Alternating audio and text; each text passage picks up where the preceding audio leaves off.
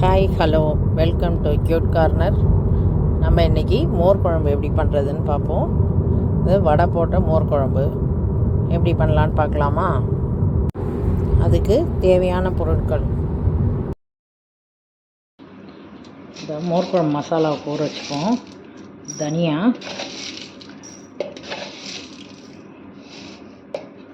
ஒரு 3 ஸ்பூன் போட்டிருக்கேன்.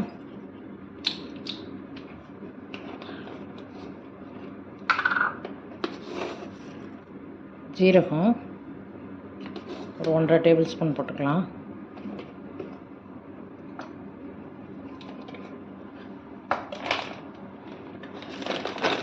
மிளகு போட்டுக்கலாம்.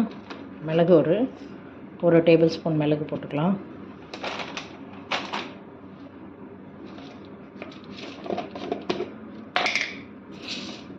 துவரம்பருப்பு ஒரு 1.5 டேபிள் ஸ்பூன் போட்டுக்கணும். இதை நல்லா ஒரு 1.5 மணி நேரம் 2 மணி நேரம் ஊற வைக்கலாம். வடைக்கு கடலப்பருப்பு, துவரம்பருப்பு, உளுத்தம்பருப்பு, பயத்தம்பருப்பு எல்லாம் சம அளவு போட்டு ஊற வச்சுருக்கேன். ஊற வைக்கணும். இதையும் ஊற வச்சுட்டு நான் அது மோர் குழம்புல போடுறதுக்காக இதையும் நம்ம தனியாக ஊற வச்சுக்கலாம். நம்ம ஊற வச்சுருந்ததை எடுத்து தண்ணியை வடிச்சிட்டு மிக்ஸி கப்பில் எடுத்து வச்சுருக்கோம். அதோட கொஞ்சோண்டு இஞ்சி, ஒரு 2-3 பச்சை மிளகா போட்டுக்கலாம். ஆல்ரெடி நம்ம மிளகு போட்டிருக்கோம், அதனால் அதுக்கு தகுந்த மாதிரி காரத்துக்கு தகுந்த மாதிரி எடுத்துக்கலாம். கொஞ்சம் தேங்காய் போட்டு இது தனியாக இதை எல்லாத்தையும் அரைச்சிப்போம். முதல்ல தேங்காய் கொஞ்சம் போட்டுப்போம். அதோட கொஞ்சோண்டு பச்சரிசியோ இல்லைன்னா அரிசி மாவோ எது வேணுமோ போடலாம். போட்டு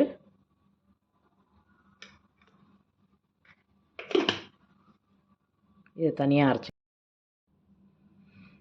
இந்த அளவுக்கு எல்லாம் அரைச்சி எடுத்துகிட்டு வந்துடலாம்.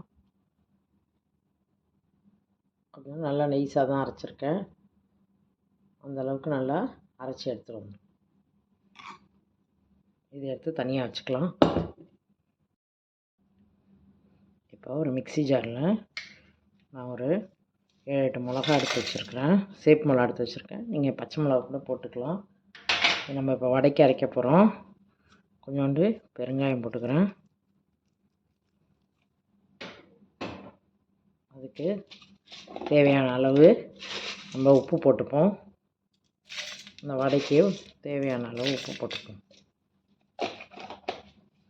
போட்டுட்டு கருவேப்பிலை கொஞ்சம் போட்டுக்கலாம். இதிலே போட்டு முதல்ல இதை அரைச்சிடலாம்.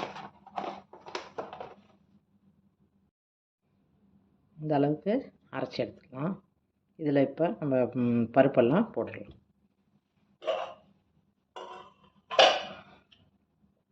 ஊற வச்ச பருப்பு இருக்குல்ல, நம்ம ஊற வச்சாலும் எல்லாத்தையும் சம அளவாக அந்த பருப்பை இதில் போட்டு கொஞ்சம் குறகுறப்பாக அரைச்சி எடுத்துக்கலாம். இல்லை உங்களுக்கு நைஸாக அரைச்சி நல்லாயிருக்கும்னு தோணுச்சுன்னா நைஸாக அரைச்சிக்கோங்க. கொஞ்சம் குறகுறப்பாக அரைச்சா அங்கங்கே பருப்பு கொஞ்சம் வந்தால் நல்லாயிருக்கும். அதனால் கொஞ்சம் குறகுறப்பாக அரைச்சிக்குது. எல்லா மாவையும் இப்படி அரைச்சி எடுத்துப்போம். எடுத்துட்டு இதில் கொஞ்சோண்டு சோம்பு போட்டுக்கோம். இதில் வெங்காயம் போட மாட்டோம். இது அப்படியே தட்டி போட வேண்டியது தான். அதனால் நம்ம நார்மலாக வடை பண்ணால் அப்போ வெங்காயம் இந்த டயத்தில் சேர்த்துக்கலாம். இப்போ நான் இதுக்கு மோர் குழம்புக்கு போடுறதுனால இது வெங்காயம் போட மாட்டேன். இது இப்படியே தட்டி போட்டு எண்ணெயில் போட்டு தட்டி போட்டு எடுக்க வேண்டியது தான். இப்போ இந்த தயிரை கடைஞ்சி தண்ணி ஊற்றி நல்லா கடைஞ்சி மோராக்கி எடுத்து வச்சுருக்கோம். இதில் நம்ம இது கொஞ்சம் புளிச்ச தயிர் தான். கொஞ்சம் புளிச்ச தயிரில் பண்ணால் தான் நல்லாயிருக்கும் மோர் குழம்பு. அதுக்கு கொஞ்சம் மஞ்சத்தூள் போட்டுப்போம். நம்ம வேணும்னா அப்போ மஞ்சத்தூள் போட்டுக்கலாம். அதுக்கப்புறம் கலர் கொஞ்சம் வரல அப்படின்னா நம்ம அப்போ அடுப்பில் வச்சுட்டு கூட போட்டுக்கலாம். அதுக்கு தேவையான அளவு உப்பு போட்டுப்போம். நம்ம வடையிலெல்லாம் போட்டிருக்கோம், அதனால் இதுக்கு தேவையான அளவுக்கு உப்பு போட்டுப்போம். போட்டு இதை கொஞ்சம் நேரம் அடுப்பில் வச்சு கொதிக்க வைக்கணும். இது வரைக்கும் நான் அடுப்பில் எதுவும் வைக்கலை. முதல்ல மோரை கடைஞ்சி எடுத்துட்டு நம்ம அதுக்கப்புறமா இது எல்லாத்தையும் நல்லா மிக்ஸ் பண்ணி விட்டுட்டு அதுக்கப்புறமா அடுப்பில் வைக்கலாம். இப்போ நம்ம அரைச்ச மசாலாவையும் இதில் இப்போ போட்டுடலாம். போட்டு எல்லாத்தையும் நல்லா மிக்ஸ் பண்ணி விட்டுட்டு அதுக்கப்புறமா நம்ம அடுப்பில் வச்சுக்க வேண்டியது.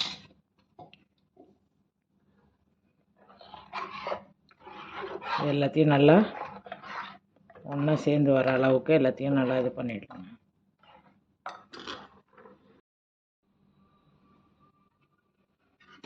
நல்லா அடுப்பில் வச்சு கொஞ்ச நேரம் நம்ம நல்லா கொதிக்க வைப்போம். இதெல்லாம் போதுமான அளவு இருக்கும்னு நினைக்கிறேன். கொதித்த பிறகு நம்ம கொஞ்சம் கலரை பார்த்துட்டு வேணால் மஞ்சள்தூள் போட்டுக்கலாம்.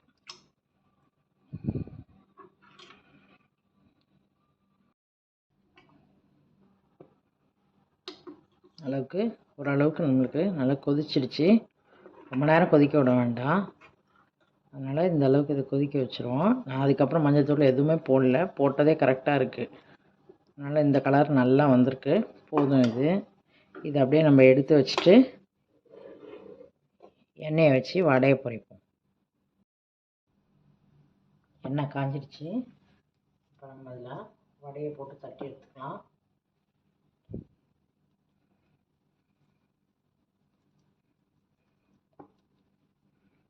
இந்த அளவுக்கு சின்ன சின்னதாக போட்டு நம்ம எல்லாத்தையும் போட்டு தட்டி அப்படியே எடுத்து குழம்புல போட்டுற வேண்டியது தான். கொஞ்சம் வெந்தோடனே எடுத்து போட்டுக்கலாம். இது நீங்கள் உளுந்து வடை கூட போட்டு பண்ணலாம், இது வடை போட்டு பண்ணலாம், நல்லாயிருக்கும். நான் யூஸ்வலாக அது ரொம்ப சீக்கிரமாக ஊறிடும், அதனால் இந்த வடை தான் நான் போடுவேன். இந்த அளவுக்கு இருந்தால் போதும், எல்லாருக்கும் வரணும்ல, அதனால் இந்த அளவுக்கு போட்டு தட்டி எடுத்துக்கலாம். இதில் காய் கூட போட்டுக்கலாம், வெண்டைக்காய், சேமங்கிழங்கு அதெல்லாம் போடுவாங்க. பட் நாங்கள் யூஸ்வலாகவே இது வடை போட்டு தான் இந்த மோர் குழம்பு பண்ணுவோம். வடை இப்போ ரெடி ஆயிடுச்சு. இப்போ இந்த வடையை நம்ம அப்படியே எடுத்து இந்த மோர் குழம்புல போட்டுக்கலாம். நல்லா ஊறி சூப்பராக இருக்கும். முத நாளே பண்ணி வச்சா கூட இன்னும் நல்லாயிருக்கும். நல்லா ஊறி சூப்பராக இருக்கும். அந்த அளவுக்கு அது நல்லா ஊறுறதுல அவ்வளோ நல்லாயிருக்கும். இது எல்லாத்தையும் எடுத்து அப்படியே மோர் குழம்புல போட்டுக்கலாம். இந்த மாதிரி எல்லாத்தையும் நம்ம தட்டி எடுத்துப்போம். இதுக்கு நம்ம தாளிச்சிடுவோம். கடுகு, மிளகாய், கருவேப்பிலை போட்டிருக்கோம். கொஞ்சோண்டு பெருங்காயம் போட்டிருக்கேன். போட்டு இதில் தாளித்து போட்டுடலாம். எல்லாமே வடையெல்லாம் தட்டி போட்டு இந்த அளவுக்கு ரெடி ஆகிடுச்சிடலாம். சூப்பராக கலர்ஃபுல்லாக மோர் குழம்பு ரெடி ஆகிடுச்சு. சாதத்தோடு போட்டு சாப்பிட வேண்டியது தான்.